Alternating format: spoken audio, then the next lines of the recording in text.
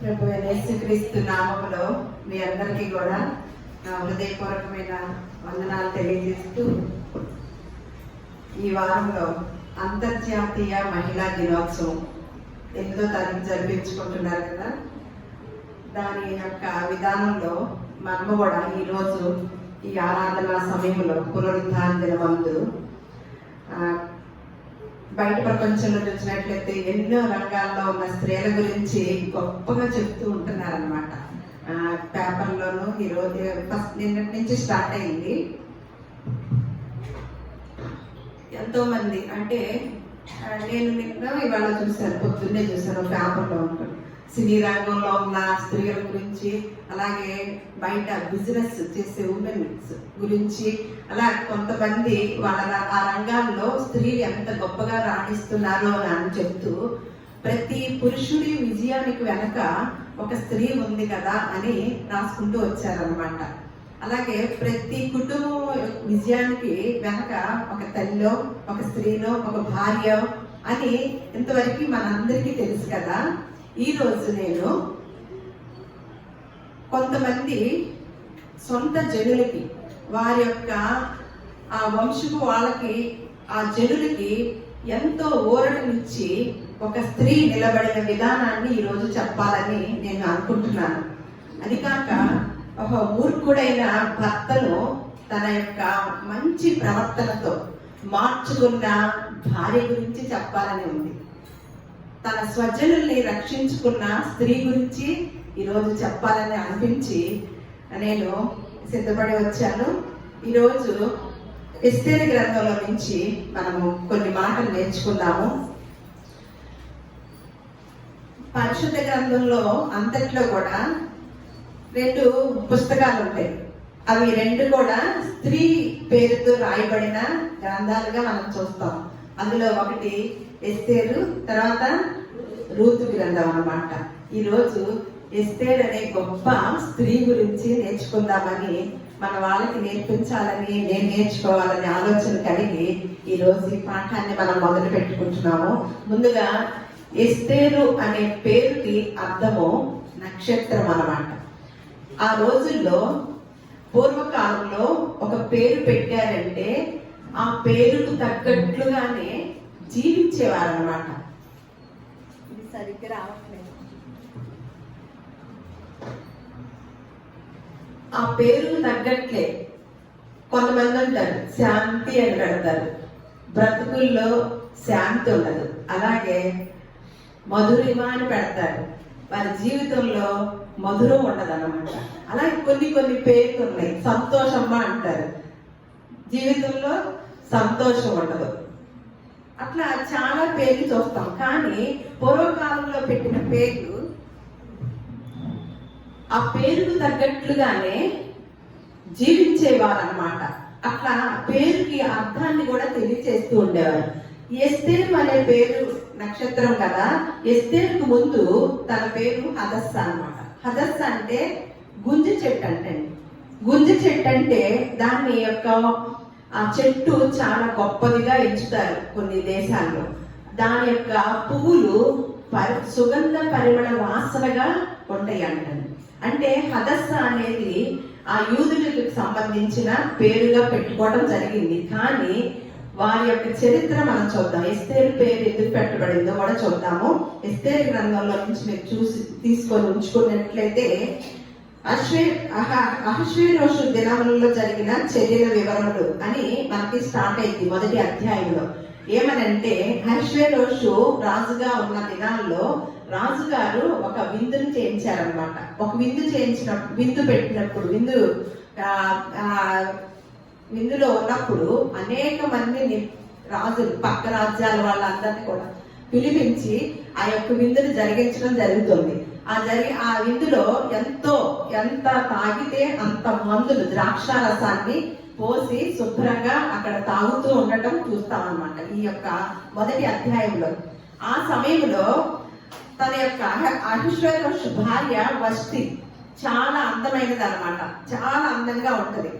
ఆయన వారి యొక్క తోటి సహోదరులు అందరినీ, తోటి రాజుల్ని అందరినీ కూడా పిలిపించి ఆ విందును జరిగించే టైంలో ఆ రాజుగారికి ఒక కోరిక కలిగింది.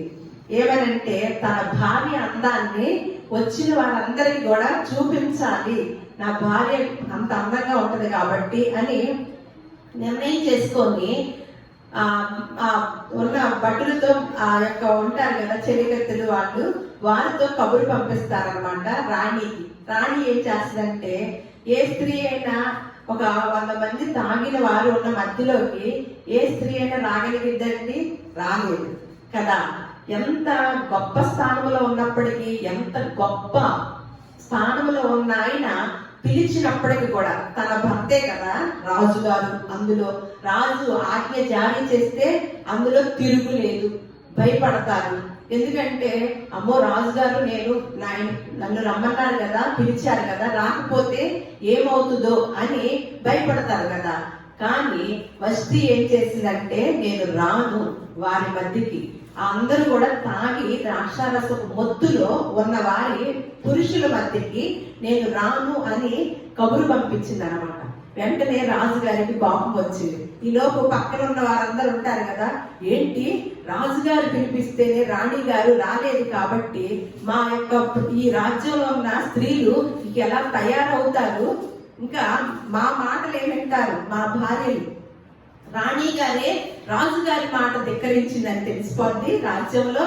మా యొక్క స్త్రీలు, మా భార్యలు మాట వినరు కాబట్టి రాజుగారు మీరు ఏదైనా చేయండి, అంతే, వస్తీని మీరు వదిలివేయండి, ఆవిని మాత్రం పనిష్మెంట్ ఇవ్వండి అని తోటి వారి సలహా ఇవ్వటం వలన రాజుగారు ఏం చేశారంటే వస్తీని విడాకులు ఇచ్చేసాడన్నమాట, పంపించేశాడు రాజ్యంలో నుంచి. పంపించేసి అందులో అహశ్వేరోషు గొప్ప మూర్ఖుడు, గొప్ప దౌర్భాగ్యుడు. ఆయన యొక్క చరిత్రలోకి వెళ్తే తన యొక్క విన్యాసాలు, తన పరిస్థితి, తన మనస్తత్వం అంతా కూడా దారుణమైన భయంకరమైన పరిస్థితిలో ఉన్న ఒక పురుషుడు, ఒక రాజుగారు అనమాట. ఒక భర్త స్థానంలో ఉన్న భర్త. అదే కదా మంచి వివేకం ఉన్న భర్త అయితే అలా మధ్యలోకి తన భార్యను పిలిపిస్తాడండి.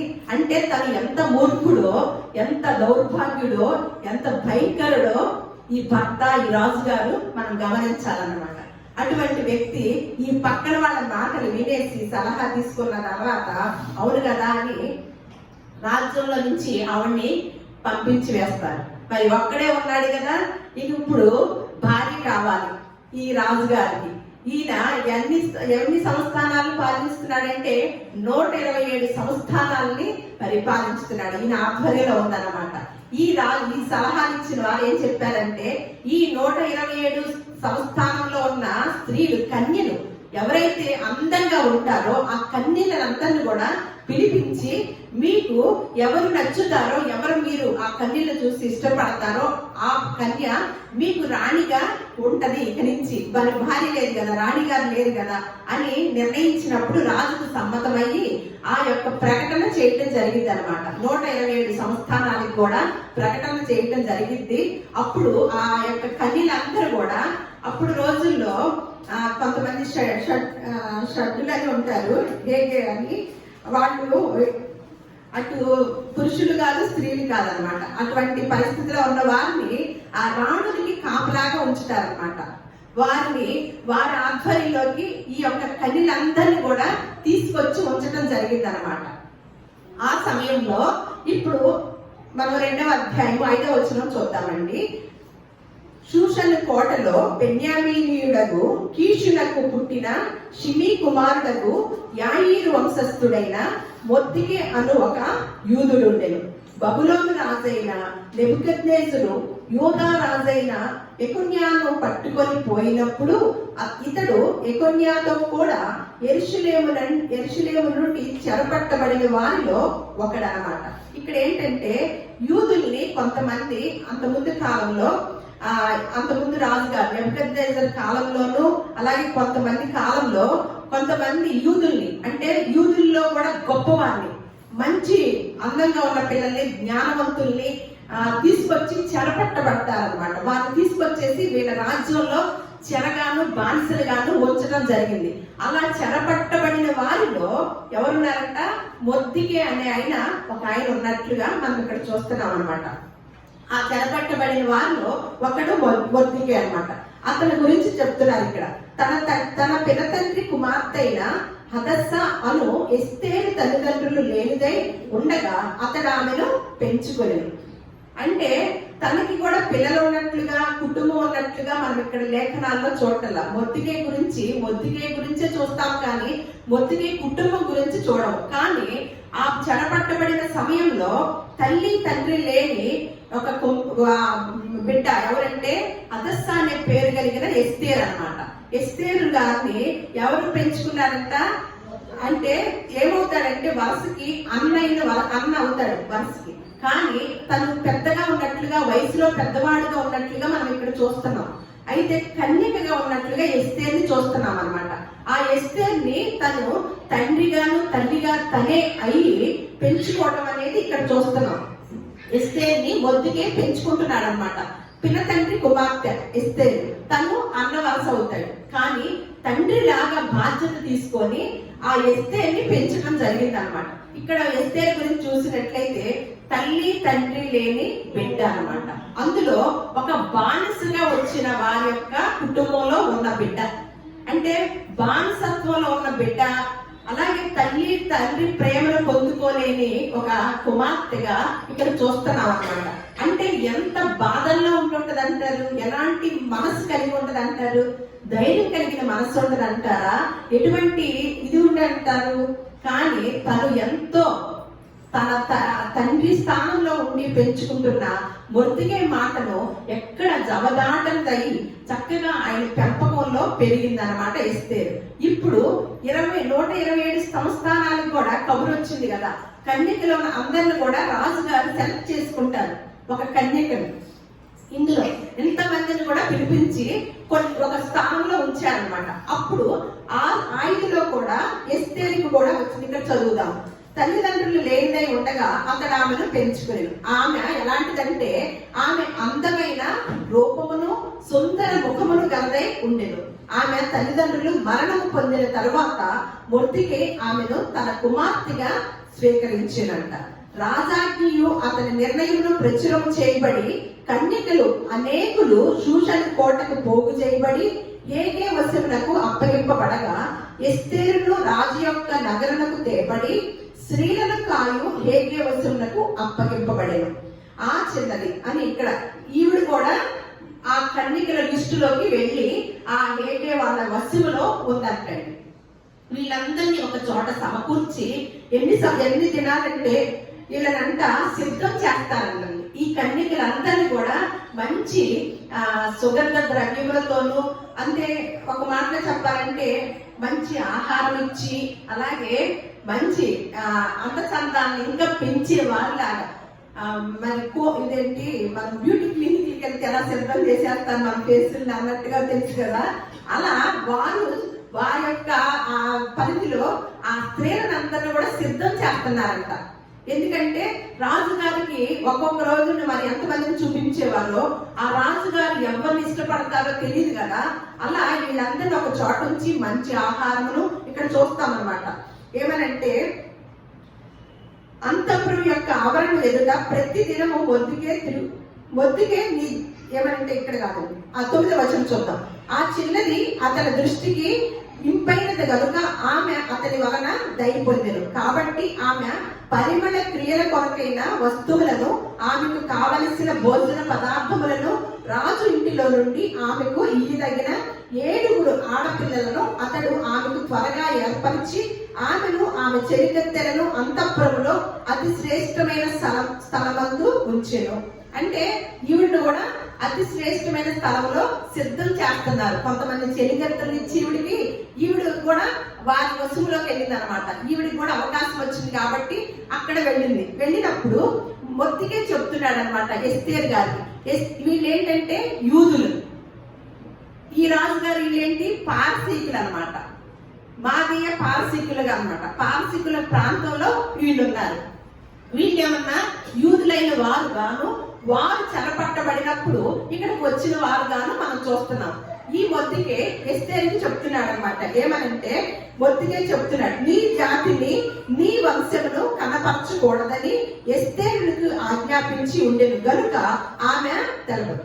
అమ్మా ఎస్తేరు, నువ్వు ఇలా వెళ్తున్నావు కదా ఆ యొక్క లైన్ లోకి, నువ్వు గనక సెలెక్ట్ అయినప్పుడు నీ వంశం గురించి, నీ జాతి గురించి ఎక్కడ కూడా పేరు తీసుకురాకండి, చెప్పద్దు. ఎందుకంటే వీళ్ళు బానిసలుగా వచ్చిన వారు కదా అని ఒక కండిషన్ చెప్తున్నాడు అన్నమాట. అదే మొద్దికే గారు చెప్పినప్పుడు ఎస్తేరు చక్కగా, ఎస్తేరు ఏమందంటే, ఎస్తేరు ఎలా ఉంటునో అదియు ఆమెకేమి సంభవించునో అదియు తెలుసుకొనుటకై అంతఃపురం యొక్క ఆభరణము ఎదుట ప్రతి దినము మొద్దికే తిరుగులాడుచుండెను. అంటే మొద్దికే పని ఏంటంటే, మీకు 2వ రాజుల గ్రంథంలో ఉంటుంది అనమాట. ఎవరు చెరపట్టబడ్డారంటే, మీరందరూ నెబుకద్నెజరు కాలంలో చాలా ధనవంతులుగా ఉన్న వారిని, పిల్లల్ని, అలాగే గొప్పగా ఉన్న వంశంలో ఉన్న గొప్ప వాళ్ళ కుటుంబాల్లో ఉన్న పిల్లల్ని చెరపట్టి తీసుకొచ్చారనమాట. అంటే మొద్దికే గారు మంచి ఒక రిచ్ ఫ్యామిలీలో నుంచి వచ్చిన బిడ్డ అనమాట. చిన్నప్పుడే తీసుకొచ్చారు కదా. తీసుకొచ్చినప్పుడు వీళ్ళు బానిసలుగా ఇక్కడికి వచ్చినప్పుడు ఇక్కడ ఒక పనికి కుదిరాడు మొద్దికే గారు. ఒక రిచ్ ఫ్యామిలీలో నుంచి ఉన్న వ్యక్తి వారు చెరపట్టి తీసుకొచ్చి ఈ రాజ్యంలో ఉంచినప్పుడు గుమ్మం దగ్గర, అంటే ఆ యొక్క ద్వారాల దగ్గర కాపలా ఉండే వ్యక్తిగా ఉద్యోగం దొరికింది అనమాట మొద్దికే గారు. ఎందుకంటే ఈ మాటను కూడా మీరు గమనిస్తే వారి యొక్క పరిస్థితి తర్వాత తెలుస్తుంది. ఆ ద్వారం దగ్గర కాపలా కాసే ఉద్యోగాన్ని మొద్దికే గారు తీసుకోవడం జరిగింది. అందుకనే ఎస్తేర్ ఏం చేస్తున్నాడంట, ప్రతి దినము కూడా ఆ అమ్మాయిని చూస్తూ ఉన్నాడంట. ఆవరణం ఎదుట ప్రతి దినము మొద్దికే తిరుగులాడుచు చూస్తూ ఉన్నాడంట ఎస్తేర్ గారిని. వాళ్ళని ఎలా సిద్ధం చేస్తున్నారంటే, 6 మాసములు గోప్రస తైలముతోనూ 6 మాసములు సుగంధ వర్ణములతోనూ స్త్రీల పరిమళ క్రియల కొరకైన మరి వేరు పదార్థములతోనూ స్త్రీలు పరిమళ క్రియలు ముగించి రాజు వద్దకు పోవారు 12 మాసములైన తర్వాత రాజైన అహష్వేరోషు వద్దకు వెళ్ళుటకు ఒక్కొక్క చిన్నదానికి వంతు వచ్చినప్పుడు ఒక్కొక్క చిన్నది రాజు వద్దకు ఆ విధముగా పోవుచుండెనంట. తర్వాత ఇక్కడ చూడండి 15వ వచనం, 2వ అధ్యాయము 15వ వచనం. మొద్దికే తన కుమార్తెగా స్వీకరించుకొనిన తన పినతండ్రి అయిన అబీహాయను కుమార్తెయగు ఎస్తేరు రాజునకు వెళ్ళుటకు వంతు వచ్చినప్పుడు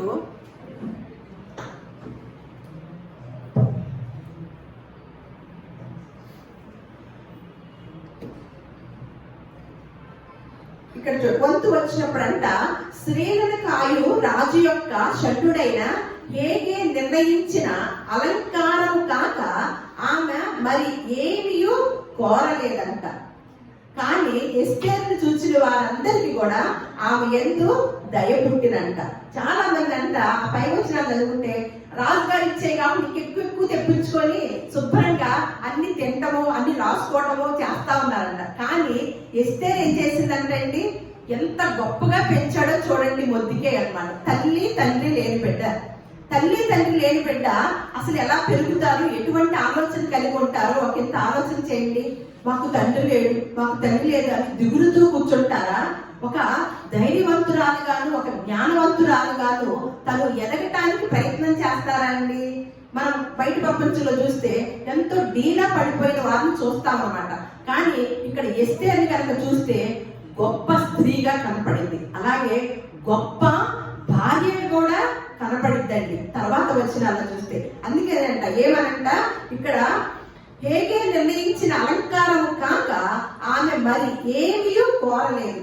అయినప్పటికీ కూడా ఏ అలంకారం కోరలేదండి. కొంతమంది ఎంత మేకప్ వేసుకొస్తారండి, బాగుంటారు వెంటనే చూడగానే.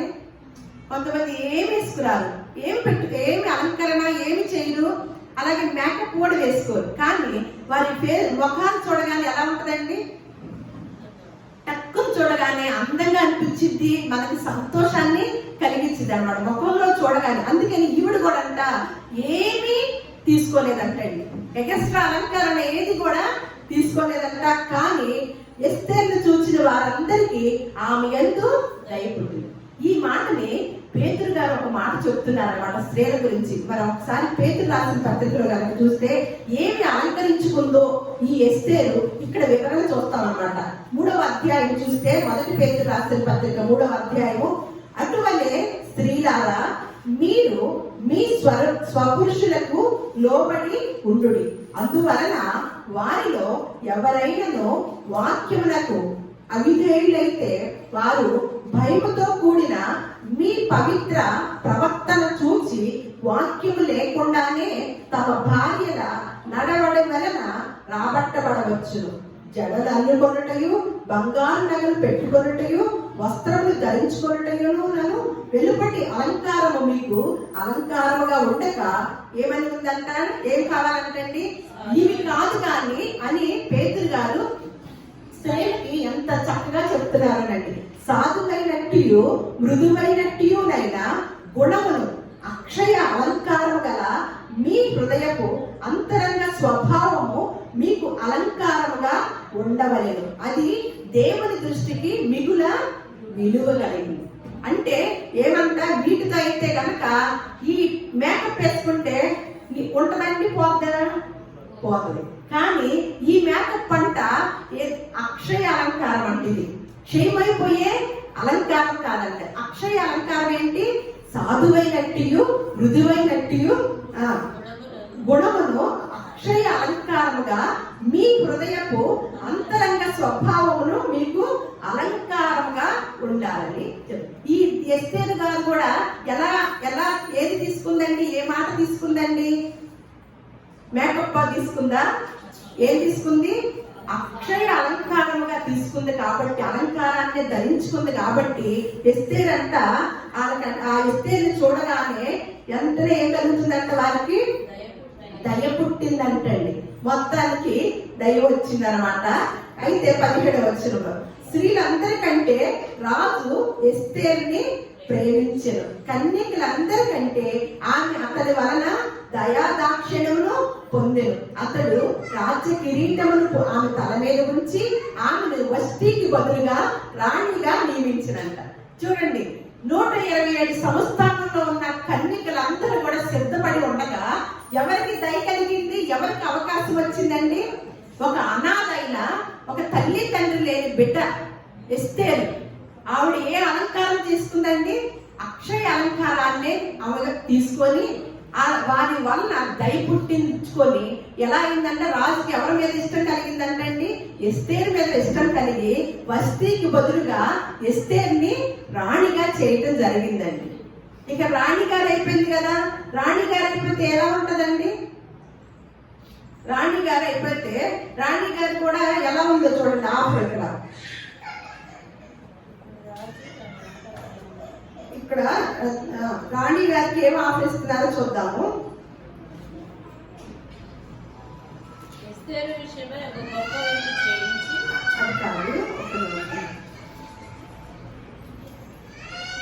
ఇక్కడ 5వ అధ్యాయంలో ఉంటుందండి ఒక మాట.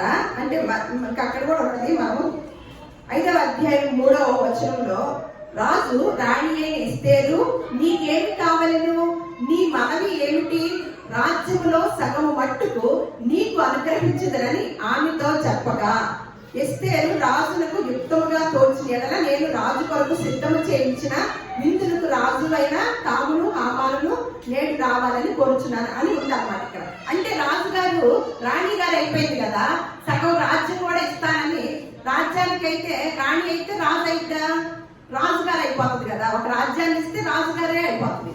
కానీ రాణిగా ఉన్నప్పుడు మరి తన మొత్తికేని గుర్తుంచుకోవడం కుదిరిద్దంటారా? కుదిరిద్దా? అదిగాక వారు బానిసలుగా వచ్చారు. కొంతమంది ప్రజలు, యూదులు ఎవరి దగ్గర ఉన్నారు? ఈ యొక్క రాజ్యంలో బానిసలుగా వారి ప్రజలు ఉన్నారు. మరి వారి ప్రజల గురించి ఆలోచించడానికి, తను పెంచిన అన్నయ్య మొత్తికే గురించి ఆలోచించడానికి అవకాశం ఉంటుందా? రాణి గారు దర్జాగా ఉంటుందా అండి? దర్జాగా ఉండొచ్చా? ఆలోచించొచ్చా వారి గురించి? రాణి స్థానం వచ్చింది కదా. రాణి స్థానం వచ్చినప్పుడు తన ప్రజలు బాధపడటం, బానిసత్వంలో ఉండటమో ఆలోచిస్తుందండి రాణి గారు. తనకు ఒక గొప్ప అవకాశం వచ్చింది. ఎక్కడ మంచి కింద స్థాయి నుంచి రాణి స్థాయికి వెళ్ళిపోయినప్పుడు తను పెంచుకున్న మొత్తికే మాటని వింటదంటారా వినదంటారా? వినాలా వినద్దా? వినకూడదా? వినకపోయినా పర్వాలేదా? కానీ మనం ఎలా చూస్తూ ఉంటాం కొంతమందిని, ఒక స్థాయికి వచ్చాక, అందుకే ఒక కథ ఉంటుంది అన్నమాట. ఏమనంటే ఒక వజ్రాల వ్యాపారం ఉన్నారంటండి. వజ్రాల వ్యాపారం ఉన్నప్పుడు ఒక వజ్రాన్ని ఒక ఎలుక తిందంట. ఒక ఎలుక మింగేసిందంట. బోల్డ్ ఎలుకలు ఉన్నాయంట అక్కడ. కానీ ఆ వజ్రాల వ్యాపారాన్ని ఏ ఎలుక తిందో అర్థం అవట్లేదంట. అందుకని ఎలుకలు పట్టేవాడిని తీసుకొచ్చుకున్నాడంట ఆయన. సరే, ఎలుకలు పట్టే అబ్బాయి వచ్చి చూస్తున్నాడంట. చూస్తుంటే ఒక చోట చూడగానే ఒక గుంపుగా ఎలుకలన్నీ కూర్చొని ఉన్నాయంట, కూడి ఉన్నాయంట. సరే, ఇంకో పక్కన చూశాడు. ఇంకో పక్కన చూడగానే ఒక్క ఎలుకే ఉందంట. వెంటనే ఆ ఒక్క ఎలుకలు పట్టుకొని రాజుగారికి ఆయనకి ఇచ్చారంట. వ్యాపారికి ఇచ్చి ఇది కోసేయండి, దీనికి వజ్రం వస్తుంది అన్నాడంట. ఇదేంటి, నేను అసలు గుర్తించలేకపోయాను, నువ్వు ఎలా గుర్తుపెట్టేసావు టకామని, ఇంతమంది ఇన్ని ఎలుకల్లో వజ్రం ఏది మిగిలిందో తెలియదు కదా అని అన్నాడంట. ఆ ఎలుకలు పట్టాయి. ఏమి లేదండి, ఇది మొన్నటిదాకా వీటితో కలిసి ఉంది, దీని లోపల ఇప్పుడు వజ్రాన్ని స్పెషల్ గా మింగింది కదా అంటే దీనికి ఏమనిపించింది మనసు, నేను ఒక స్పెషల్ కాబట్టి, నేను ఒక గొప్పదాన్ని కాబట్టి నేను వాళ్ళతో కలవకూడదు. ఎందుకంటే ఒక అధికారం వచ్చిన, ఒక కొంత ధనాన్ని సంపాదించిన, ఒకప్పుడు ఒక స్థాయిలో కింద స్థాయిలో ఉన్నవాళ్ళు తర్వాత ఒకేసారి పై స్థాయిలోకి వెళ్ళినప్పుడు కింద స్థాయిలో ఉన్న వారికి సహవాసం చేస్తారండి. పై స్థాయికి వెళ్ళాక వారికి ఏమవుతారు, వారి పేరేంటంట విఐపి, అంతే కదా. వారు ఎవరెవరితో సహవాసం చేస్తారు, వారి లెవెల్తోనే సహవాసం. ఏమి లేదు, చిన్న లాజిక్ అండి. ఇది వజ్రం మింగింది కదా, అందుకని దాని మనసంతా గొప్పగా ఇచ్చేసి ఇవన్నీ హీనంగా కనపడ్డాయి అనమాట. అందుకని అది సపరేట్ గా ఉంది అని తెలియజేశాడంట. నాకు ఆ కథ గుర్తుకొచ్చింది అనమాట. అంటే రాణి గారి స్థానంలోకి వెళ్ళింది కదా ఎస్తేర్ గారు. మరి ఎస్తేర్ గారికి ఏమనిపించిందండి, తన స్వజనుల్ని రక్షించాలి, తన చిన్నాన్ని చెప్పిన మాట వినాలని అనిపించిందా? ఏమని చెప్పాడు ఇక్కడ చూద్దాం, ఎలా ఉందో చూద్దామండి. 10వ వచనం, 2వ అధ్యాయం 10వ వచనం. రాణిగా అయిందని మనం చదువుకున్నాం 17వ వచనంలో. 19వ వచనంలో చూద్దాం. 2వ మారు కన్యకలు కూర్చోబడినప్పుడు మొత్తికే రాజగుమ్మలో కూర్చొని ఉండెను. ఎస్తేరు మొత్తికే యొక్క పోషణ అందున్న కాలమున చేసినట్టుగానే ఇప్పుడును అతని మాటకు ఆమె లోబడుచుండెను గనుక మొత్తికే తనకు ఆజ్ఞాపించిన ప్రకారము ఎస్తేరు తన జాతినైనను తన వంశమునైనను తెలియజేయక ఉండెను. చూసారా ఇక్కడ రాసిందా? అంటే రాణిగా ఉన్నప్పుడు కూడా తను ఎలా పెంచాడో, తను పెంచినప్పుడు ఎటువంటి మనస్తత్వం కలిగి ఉందో అదే మనసును కలిగి ఉన్నట్లుగా మనం ఇక్కడ చూస్తున్నాం అన్నమాట. తన భర్త లాంటి వాడండి. ఇప్పుడు తను చేసుకుని బిక్కు అంటూ వెళ్ళింది కదా భర్త రాజుగారి దగ్గరికి. ఆ భర్త లాంటి వాడండి, క్రూరమైన భర్త, మూర్ఖుడు. ఒక మాటలో చెప్పాలంటే మూర్ఖుడు అన్నమాట. ఆ మూర్ఖుడిని, ఆ క్రూరుణ్ణి ఆ దగ్గరికి వెళ్తే ఎప్పుడు ఏ నిర్ణయం తీసుకుంటాడో కూడా తెలియని పరిస్థితిలో ఉన్న పరిస్థితి కదా. ఎందుకంటే అంత ముందే ఒక ఆవిడ పంపించేశాడు కదా మూర్ఖత్వంతో. మరి ఈ ఎస్తేరు ఎంత జ్ఞానయుక్తంగా మసులుకోవాలండి. నిజంగా అండి, ఎస్తేరు గ్రంథాన్ని చూసినట్లయితే ఎంత గొప్ప గ్రంథం. అందుకని ఆవిడ పేరుతో రాయించారండి. నాకు అదే ఈ అంతర్జాతీయ మహిళా దినోత్సవం రోజున ఒక పురుషుడు విజయం వెనక ఒక స్త్రీ ఉందని ఇలా చెప్పుకోవడం చూసామే కానీ తన సొంత జనులని ఒక మూర్ఖుడి నుంచి, ఒక విధంలో నుంచి రక్షించుకునే గొప్ప స్త్రీగా ఈ రోజు ఎస్తేర్ని మనం చూస్తామన్నమాట. ఇక్కడ ఏం చేస్తుంది, ఆ మొత్తికే మాటలు మాత్రం ఎక్కడ తీసివేయలేదన్నమాట. తీసివేయకుండా తరువాత ఏం జరిగిందంటే, మొత్తికే గుమ్మం దగ్గర కాపలా కాసేవాడు కదా, అక్కడ హామాన్ అనే ఒక ఆయన ఉన్నాడనమాట. ఉంటే ఆయన వస్తూ ఉన్నప్పుడు అందరూ నమస్కారం చేయాలంట. కానీ యూదులకు ఒక విధానం, ఒక సిద్ధాంతం ఉన్నది, ఎవరికి కూడా నమస్కారం చేయరు. వారు ఒక స్టైల్ ని మెయింటైన్ చేస్తారనమాట. ఈ మొత్తికే కూడా అక్కడ ఉన్నప్పుడు హామాన్ వస్తున్నప్పుడు ఈయన వంగి నమస్కారం చేయకపోయేసరికి వెంటనే హామానుకు కోపం వచ్చేసి ఏమనుకుంటున్నాడంటే, ఇక్కడ 3వ అధ్యాయంలో 2వ వచనం చూద్దాం. కాబట్టి రాజు గుమ్మమునున్న రాజసేవకులందరూ రాజాజ్ఞానుసారంగా మోకాళ్ళుని హమానుకు నమస్కరించి మొద్దుకై వంగకయు నమస్కారం చేయకయు ఉండగా రాజు గుమ్మమునున్న రాజసేవకులు నీవు రాజాజ్ఞను ఎందుకు మీరుచున్నావని మొద్దుకైని అడిగింది. ఈ ప్రకారం వారు ప్రతి దినం అతనితో చెప్పుచూ వచ్చినను అతడు వారి మాట అంటే నువ్వెందుకు హామాన్ వస్తుంటే వంగి నమస్కారం చేయట్లేదని ప్రతిరోజు చెప్తున్నారంట మిగతా వారు. అయినప్పటికీ కూడా ఈయనకు ఒక రూల్స్ ఉంటాయి. తను సేవించే దేవుడికి తప్ప, వారు సేవించే దేవుడికి తప్ప ఇంకెవ్వరికి కూడా నమస్కారం చేయమనే ఒక గొప్ప సిద్ధాంతం కలిగిన వారు యూదులు అన్నమాట. మనం దానియేలు గ్రంథంలో కూడా చూస్తాం. ఎందుకంటే రాజుగారిని నన్నే నమస్కారం చేయాలి, మీరు ఎవరైతే సేవిస్తున్నారో దేవుడిని వాళ్ళని కొన్ని రోజుల పాటు పక్కన పెట్టమంటే అది ఎవరు పక్కన పెట్టకుండా ఉన్నారండి దానియేలు అన్నమాట. అయినప్పుడు చనిపోవడానికి సిద్ధపడినప్పటికీ కూడా ఆ రాజుగారి ప్రతికి నమస్కారం చేయలేదు. అంటే అటువంటి గొప్ప మనసు కలిగిన వారన్నమాట. అందుకనంట ఎంత చెప్పినప్పుడు కూడా మాటలు స్థిరపడడం లేదో చూద్దామని హామానుకు తెలియదు. ఏలయనగా అతడు నేను యూదుడను గనుక ఆ పని చెయ్యజాలని వారితో చెప్పాడు. మొద్దుకై వంగకయు నమస్కరింపకయు ఉండుట హామాను చూచినప్పుడు బహుగా కోపగించి మొద్దుకై ప్రాణము మాత్రము తీయుట స్వల్ప కార్యమని ఎంచి మొద్దుకై యొక్క జనులు ఎవరైనది తెలుసుకొని అహష్వేరోషు యొక్క రాజ్యం మంతట నుండు మొద్దుకై స్వజనులకు యూదులందరినీ కూడా సంహరించాలని ఆలోచించాడు. హామాను ఒక్కడే కదా నమస్కారం చెయ్యింది. అప్పుడు మొద్దుకై గురించి కొన్ని తెలుసుకోగలిగాడంట హామాను. మనుషులు వారు ఎక్కడి నుంచి వచ్చారు, వారి యొక్క సొలిజనులు ఏంటో అని తెలుసుకొని వెంటనే ఈయనొక్కడే చంపటం పెద్ద ఈజీ అయిన పదే. కాబట్టి వీళ్ళ స్వజనులందరినీ కూడా సంహరించాలి, వీరు బానిసలుగా వచ్చి నమస్కరించుకుంటూ ఎంత స్టైలు నా ముందు పోతున్నారేంటి అన్న ఉద్దేశంతో అలా నిర్ణయం చేశాడంటండి. అందుకని ఇక్కడ ఉంటది ఏమనంటే ఈ హామాను యూదులకు శత్రువు అన్నమాట. మొత్తానికి ఒక ఉరి కొయ్యను తయారు చేసి సిద్ధం చేశాడండి హామాన్. అప్పుడు ఇక ఏం చేస్తున్నారు ఇక్కడ చూద్దాం. తర్వాత 9వ వచనం, ఈ విషయాలన్నీ కూడా మొద్దుకై గారికి తెలిసింది. హామాను గారు మీ స్వజనుల్ని నిన్ను మొత్తాన్ని సంహరించాలని చూస్తున్నాడు అని తెలుసుకున్న మరుక్షణమే మొద్దుకై గారు ఏం చేస్తున్నారు ఇక్కడ చూద్దాం.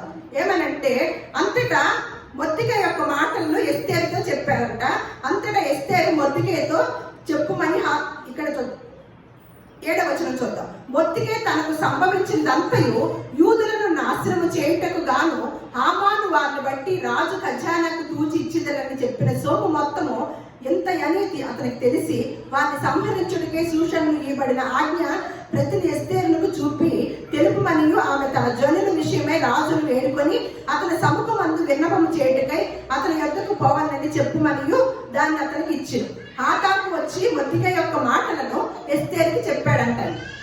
చెప్పినప్పుడు ఎస్తేరు చెప్తున్న మాటలు అనమాట. అంతటా ఎస్తేరు మొద్దుకైతో చెప్పుమని హాతాకులకు సెలవిచ్చినది ఏమనగా, పిలువబడక పురుషుడే గాని స్త్రీయే గాని రాజు యొక్క అంతర్గోహమున ప్రవేశించిన ఎడల బ్రతుకున్నట్లుగా రాజు తన బంగారు దండమును ఎవరి తట్టు చాపునో వారు తప్ప ప్రతివాడు సంహరింపబడునన్న కఠినమైన ఆజ్ఞ కలదని రాజసేవకులందరికీ అతని సంస్థానంలో ఉన్న జనులందరికీ తెలిసే ఉన్నది. నేటికి 30 దినముల నుండి రాజులకు ప్రవేశించుటకు నేను పిలువబడలేదని చెప్పుమని. అంటే అప్పటికి 30 రోజులైందంటే రాజు దగ్గరికి వెళ్ళకపోవటం. అందుకని ఇది ఒక రాజాజ్ఞ జారీ చేసి ఉంది.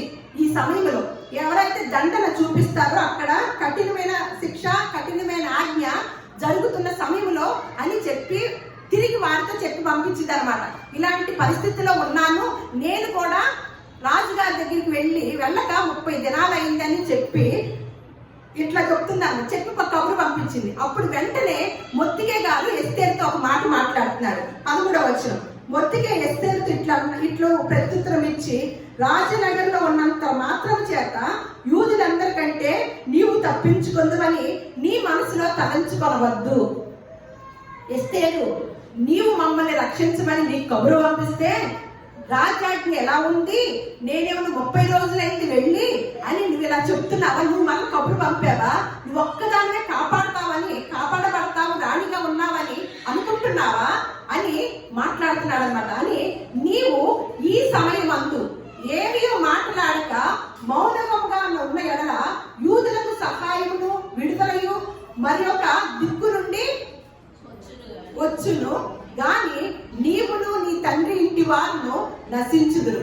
నీవు ఈ సమయమును బట్టి రాజ్యమునకు వచ్చితివేమో ఆలోచించుకోమని చెప్పినాను. చూడండి, వెంటనే మొత్తికే కోపం వచ్చిందనమాట. ఎందుకు నువ్వు ఈ సమయమున నువ్వెంత చక్కగా స్వేచ్ఛగా రాణిలాగా అక్కడ ఉంటున్నావా? మాకింత శ్రమ వచ్చినప్పుడు ఒకసారి అమ్మాయి మాకింత శ్రమ వచ్చినప్పుడు, ఇంత కష్టాలు వచ్చినప్పుడు మేము చనిపోబోతుంటే, యూదుల మీద మమ్మల్ని అందరినీ కూడా ఇలా చేయబోతుంటే నువ్వు ఇంత చక్కగా కూర్చొని నీకు ఇదేనా సమయము? ఇంత చక్కగా రాజ అంతఃపురంలో కూర్చునే సమయం ఇదా? నువ్వు నీ తండ్రి ఇంటి వారి గురించి ఆలోచించవా అని మొద్దిగా ప్రశ్నించాడనమాట. అప్పుడు ఎస్తేర్ అన్నమాట. ఇంకొకళ్ళైతే ఏమంటారండి, లెక్క చేస్తారా? రాణిగా ఉన్నప్పుడు నాకెందుకు ఈ గోల, నేను చక్కగా రాణి గారి లాగా చక్కగా ఆటలు జారీ చేస్తూ హ్యాపీగా నా జీవన విధానం కొనసాగింది కాబట్టి నా స్వజనులు ఏమైపోతే ఏమైంది అని ఆలోచించేవారు ఎక్కువ మంది ఉంటారా? మన మట్టికే మనము ఈ దేవుణ్ణి తెలుసుకొని అనేక మంది నశించిపోతున్నప్పుడు వారికి ఏమైనా మనం పొందుకున్న ఈ మధురాన్ని, మనం పొందుకున్న ఈ గొప్పతనాన్ని, మనం పొందుకున్న ఈ సంతోషాన్ని ఎవరికైనా పంచుతున్నామా? ఒక ఇంత ఆలోచన చేయండి. మరి ఎస్తేర్ గారు కూడా అదే పరిస్థితిలో ఉంది కదా. తన స్వజనులు రక్షించడానికి ఉన్న మొద్దికే అంతఃపురంలోకి పంపిస్తే తను పెంచుకున్న కుమార్తె అయిన ఎస్తేర్ని, మరి ఎస్తేరు రాణిగా నేను దర్జాగా ఉండొచ్చు, నన్ను నేను రక్షించుకోగలుగుతాను కాబట్టి నా స్వజనుల్ని బానిసలుగా విడిపించడానికి పెద్ద అంత అవసరం ఏముంది, వాళ్ళు ఎట్టగొట్ట పోతారులే అని ఆలోచించిందా? ఏం చేసిందో మనం కూడా పరిశీలన చేసుకోవాలన్నమాట. మన వరకు మనము చాలా దేవుని సన్నిధానంలో నెమ్మది పొందుకుంటున్నాం.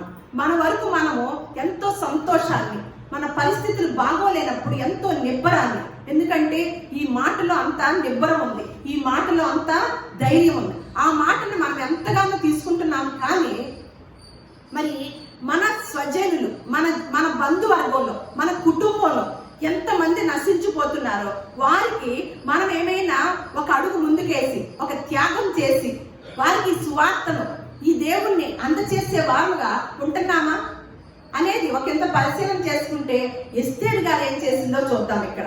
అని చెప్పగానే అప్పుడు ఎస్తేర్ అంట మొద్దుకైతే ఎట్లా అందంట, నీవు పోయి షూషనందు కనబడిన యూదులందరినీ సమాజ మందిరములకు సమకూర్చి నా నిమిత్తము ఉపవాసం ఉండి 3 దినములు అన్నపానములు చేయకునుడి. నేను నా పనిగట్టులను కూడా ఉపవాసం ఉందుము. ప్రవేశించుట న్యాయవంతుగా ఉన్నను నేను రాజునతకు ప్రవేశించదను, నేను నశించదను. ఏమని చెప్పిందంటే, ఇప్పుడు మన ప్రజలైన మీరందరూ కూడా దేవాలయంలోకి వెళ్ళి ఉపవాస ప్రకటన చేయండి, ఉపవాసం ఉండి ప్రార్థన చేయండి నా నిమిత్తం. నేను కూడా రాజు వద్దకు వెళ్ళటానికి ప్రయత్నం చేస్తా. ఎందుకంటే రాజు దగ్గరికి ఏ సమయం పడితే ఆ సమయాన వెళ్ళకూడదు. తనకున్న ఆలోచన చెప్పాలన్నా రాజుగారు రమ్మని అనాలన్నమాట. అప్పుడు ఎప్పుడు అంటాడో కూడా తెలియదు. కానీ ఇక్కడ ఏమన్నా చాలా విపత్తు వచ్చి పడుతుంది ఈ స్వజనుల మీద. అందుకని తను ఏమంటుందంటే, ఇదిగోండి, అప్పుడు ఎస్తేర్ అంటుంది అనమాట, మీరు సమాజ మందిరానికి వెళ్ళిపోయి సమకూర్చి నా నిమిత్తము మీరు ఉపవాసం ఉండండి అని చెప్పి, నేను నా పని కత్తెలను కూడా ఉపవాసం ఉంటాము. ప్రవేశించుట న్యాయ వ్యతిరేకమైనప్పటికీ కూడా నేను రాజు వద్దకు ప్రవేశించుతాను. నేను నశించిపోతాను. ఎంత గొప్ప స్త్రీయో చూడండి. తన కుటుంబం తన కొరక ఎవరి కొరకు? వాళ్ళ కుటుంబం వారి మొద్దికేను ఎస్తేరు కదా, ఇద్దరే. తర్వాత మిగతా వాళ్ళ గురించి ఆలోచించాలంటే స్వజనులు ఉన్నారు కదా. ఇప్పుడు తన గురించి అయితే తనకు ఇబ్బంది ఉంటుందా? లేదు.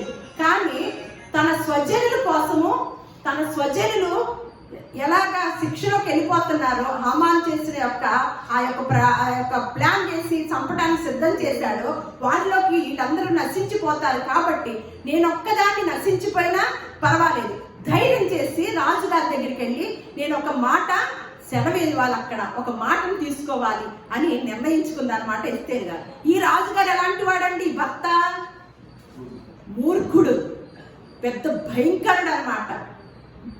ఎంతో యుద్ధాలు చేసిన వాడు, అసలు మామూలు వాడు కాదు, మంచితనం అంటూ లేని వాడు అన్నమాట. అటువంటి వాడి దగ్గరికి అడుగు వేస్తుంది అన్నమాట ఎస్తేరు గారు. ఎంత ధైర్యం చేస్తుందండి! ఎవరి కోసం? ఆవిడ వరకైతే ఆవిడ నెమ్మదిగా ఉండవచ్చు, కానీ ఎవరి కోసం ధైర్యం చేస్తుందండి? నేను ముందే చెప్పాను, మనం ఏదైనా మాట వింటే ఒక పురుషుడు విజయం వెనక ఒక స్త్రీ ఉంటదని మనం ఈ దినాల్లో చెప్పుకుంటూ ఉంటాం. కానీ ఒక ప్రజల వెనక ఒక స్త్రీ ఉందని తక్కువగా వింటాం అన్నమాట. ఈ యొక్క యూదుల వెనక ఎస్తేరు గారు ఉన్నారన్నమాట. యూదుల్ని రక్షించడానికి తను కంకణం కట్టుకొని ధైర్యం చేసి ఒక అడుగు వేసిన స్త్రీగా మనం ఎస్తేరుని చూస్తున్నాం. వెళ్ళిందనమాట. వెళ్ళి ఏం చేస్తుందంట? రాణి అయిన 5వ అధ్యాయం చూద్దాం అనమాట. 3వ దినమందు ఎస్తేరు రాజభూషణులు ధరించుకొని రాజనగరం యొక్క ఆవరణలో రాజు సన్నిధికి వెళ్ళి నిలిచెను. రాజనగర ద్వారములకు ఎదురుగా ఉన్న రాజావరణంలో తన రాజాసనం మీద రాజు కూర్చొని ఉండెను. రాణి అయిన ఎస్తేరు ఆవరణంలో నిలవబడి ఉండుట రాజు చూడగా ఆమె యందు అతనికి దయపుట్టు. చూడండి, ఎప్పుడు వెళ్ళి నుంచుంటే అప్పుడు దయపడుతుందంట. ఎలాంటి వాడికి? మూర్ఖుడైన భర్తకి. మనం ఎంతో మంది మూర్ఖులైన భర్తలు చూస్తాం. మరి ఎన్నిసార్లు దయ పుట్టిందండి భార్యను చూసినప్పుడు? దయ పుట్టించేటట్టుగా ఉన్నారండి. ఈ మనిషిలో మనం ఏం చూస్తున్నాం? తాగుబోతోడు, భయంకరుడు, మూర్ఖుడు, మామూలు వాడు, క్రూరుడు. అయినప్పటికీ కూడా ఎస్తేరును చూసి ఏం జరిగిందంటే అండి ఆయనకి, ఆ భర్తకి దయ. అంటే ఏం అలంకరించుకుంది ఈవిడ? అందుకనే పేతురు గారు ఏమన్నారు? వాక్యము లేకుండానే, ఇలా మందిరాలకు తీసుకొని రాకుండానే మీ పవిత్ర ప్రవర్తన వలన మీ భర్తలను రాబట్టవచ్చు, మీ భర్తలకి దయ పుట్టింపవచ్చు అని లేఖనం సెలవిస్తుంది. అది సాధ్యమా? సాధ్యం కానిది దేవుడు రాయించుతాడండి. మనకు సాధ్యం కాదు. కానీ పరిశుద్ధ గ్రంథంలో రాయించుతాడా దేవుడు? రాయించడు. సాధ్యమయ్యే రాయిస్తాడు. ఎస్తేరు గారికి సాధ్యమైతే మిగతా స్త్రీలకు సాధ్యమేనండి. ఎస్తేరు గారి భర్త ఎలాంటి వాడు? మామూలు వాడు కాదు కదా. అయినప్పటికీ కూడా ధైర్యం చేసి తన కోసమా, తన స్వజనుల కోసము ధైర్యం చేసి వారికి శిక్ష పడబోతుండగా, వారిని సంహరించడానికి సిద్ధమై ఉండగా ఆ వారి కొరకు ఒక అడుగు ముందుకేసి ఆయన ఎదురుగా నుంచుందనమాట. నుంచున్నప్పుడు వెంటనే రాజుగారికి దయ కలిగిందంటండి. వెంటనే ఏం చేశాడు? రాజు తన చేతిలో నుండి బంగారు దండమును ఎస్తేరు తట్టు చాపగా, అంటే బంగారు దండము చాపితే అంటే ఆయన బాగున్నట్టు అనమాట. వేరే దండను పెడితే మహాకోపంగా ఉన్నట్టు అనమాట. రాజుగారికి కొన్ని నియమాలు ఉంటాయి కదా, అట్లాంటిది అనమాట ఇది కూడా. ఏమంటున్నాడు? బంగారపు దండను పెట్టగా కొన ముట్టుకుందంట. రాజు అంటున్నాడంట, రాణి అని ఎస్తేరు, నీకేమి కావాలను? నీ మనవి ఏమిటి? రాజ్యంలో సగము మట్టుకు నీకు అనుగ్రహించదనని ఆమెతో చెప్పగా ఏమంటున్నాడు? ఎస్తేరు గారు ఎందుకు వచ్చిందో తెలియదు, అర్థం అవ్వాల భర్తకి, రాజుగారికి. అని ఏమంటున్నాడు? నీకేం కావాలి? నాకు మనవి చెయ్యి, రాజ్యంలో సగం ఇచ్చేనా? రాణి కాదు, రాజులాగా కూడా ఉండొచ్చు అని చెప్పేస్తున్నాడు అంటండి. వెంటనే కొంతమంది స్త్రీలు అయితే ఏం చేస్తారు? ఎగిరి గంతేస్తారా? అబ్బాయి ఎంత హోదా వచ్చింది, నా జనులు ఎట్టపోతే ఏముంది, ఎట్ట నశించిపోతే ఏముంది, నా మట్టుకు నాకు పెద్ద హోదా, మంత్రి పదవో రాజుగారి పదవి వచ్చేసింది కదా, నా మట్టుకు నేను చూసుకుంటే చాలు అని అనుకునే స్త్రీలనే ఎక్కువ చూస్తామా? నశించిపోతున్న వారి కోసము ప్రయాసపడి ఉపవాసం ఉండి ప్రార్థన చేసే వారికో ఎక్కువ చూస్తామండి. చూడండి ఇక్కడ గమనించండి. వెంటనే ఏం చేసిందంట? అడిగినప్పుడు ఎస్తేరంట, రాజు నాకు యుక్తంగా తోచిన ఎడల నేను రాజు వరకు సిద్ధము చేయించిన, నాకు ఇవన్నీ వద్దు కానీ రాజుగారు, మీకు నేను రావటము నీకు యుక్తమైతే నేను చేయించిన విందుకి రాజువైన తామును హామాను నేను రావాలని కోరుచున్నానని ప్రత్యుత్తరం ఇచ్చినంట. ఏమని? నాకు రాజ్యాలతో కానీ నేను చేయించిన విందుకి రాజుగారైన మీరు హామాను కూడా రావాలి అని జ్ఞానవంతురాలు తన ఇల్లు కట్టుకుంటది. 31వ సామెతలో ఎంత గొప్పగా స్త్రీ గురించి రాశారనండి. ఎంత తెలివితేటలో చూడండి. అంటే రాజ్యాన్ని అడగట్లేదు, కానీ చిన్నదే కోరిక అడుగుతుంది. ఎంత ప్రసన్నం చేసుకుంటుందో భర్తని మీరు ఆలోచించండి. ఎంతమందికి తెలుసండి ఈ చిట్కా? ప్రసన్నం చేసుకునే విషయంలో తను తొందర పడతల్లా, కంగారు పడతల్లా, ఆశ పడతల్లా, అత్యాశ పడతల్లా, వేటిని కూడా పక్కన పెట్టి బ్యాలెన్స్ గా ఉండి ఒక జ్ఞానవంతురాలుగా, ఒక వివేకిగా. అందుకనే ఒక సామెత కూడా ఉంటది, వివేకము లేని సుందర స్త్రీ పంది ముక్కులున్న బంగారు కమ్మి వంటిదంట. వివేకం లేకపోయినప్పటికీ కూడా అందంగా ఉంటే ఎలాంటిదంట? పంది ముక్కులున్న బంగారు కమ్మి వంట. ఇక్కడ ఎస్తేర్ ఎలా ఉంటుందని చూసామండి, చాలా అందంగా ఉందంట. అందంతో పాటు ఏముంది? జ్ఞానము, వివేకము, తన స్వజనుల పట్ల భారం కలిగి ఉన్న స్త్రీ అన్నమాట. వెంటనే అలా కోరింది. కోరగానే 7వ వచనం చూద్దాం. ఎస్తేరు ఇలాగ ప్రత్యుత్తరం ఇచ్చిన, రాజువైన తమ దృష్టికి నా ఎడల దయ కలిగి నా మనవి చొప్పున నా కోరిక చొప్పున జరిగించుట రాజువైన తమకు అనుకూలమైతే రాజువైన తామును హామానును మీ నిమిత్తము నేను చేయింపబో విందులకు రావాలని చెప్పిందంట. సరే, మొత్తానికి ఇక్కడ చూద్దాం, మన 14వ వచనంలో చూద్దాం. అతని మీరు మిగతా ఈ అధ్యాయాన్ని చదువుకోండి. 12 చూద్దాం.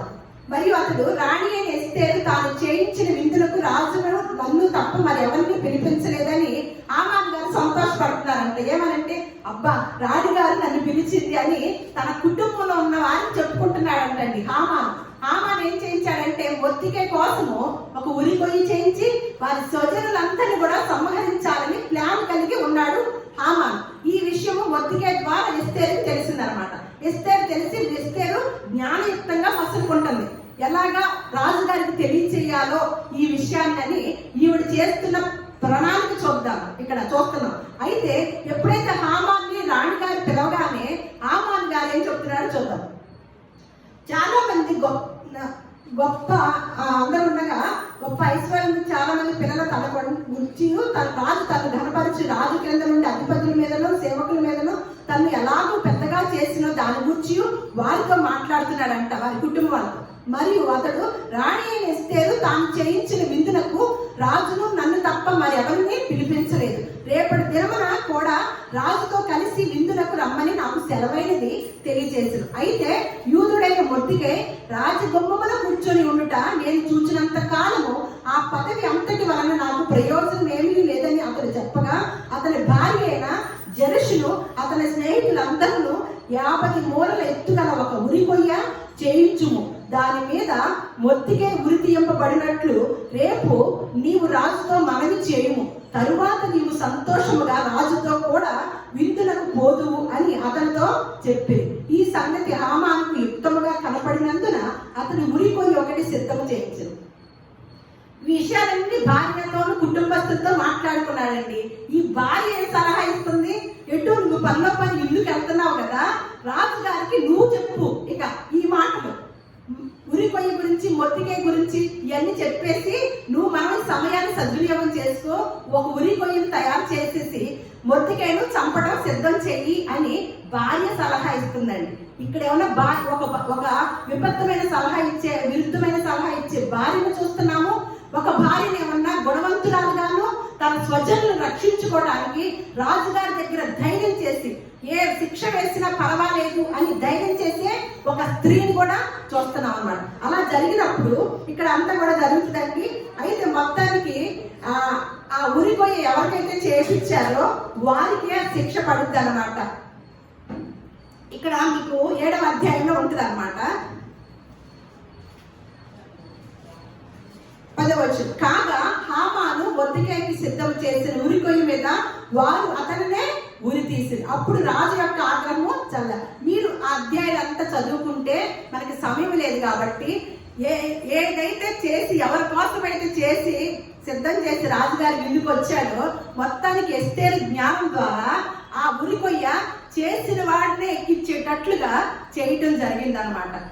ఒక రాజా గుమ్మం దగ్గర ఉన్న మొద్దుకే ఎటువంటి స్థానంలోకి వెళ్ళాడో మనం చివరి అధ్యాయంలో చూద్దాం.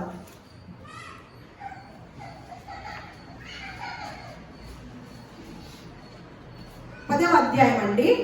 మొద్దుకే గారు కాపలాగా ఉన్న ఆయన అన్నమాట.